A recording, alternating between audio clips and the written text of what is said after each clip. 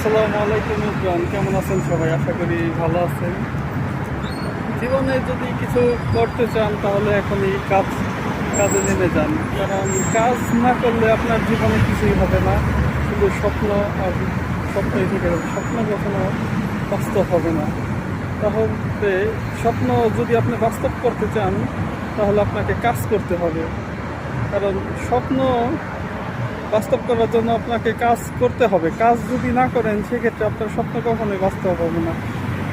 এদিক সেদিক আপনি সময় নষ্ট না করে আপনি কাজ করেন, একটু একটু করেন, প্রতিদিন 1% করে করেন, কারণ 1% করে করলে আপনার 365 দিনে 365% নিজেকে আপনি ডেভেলপ করতে পারবেন।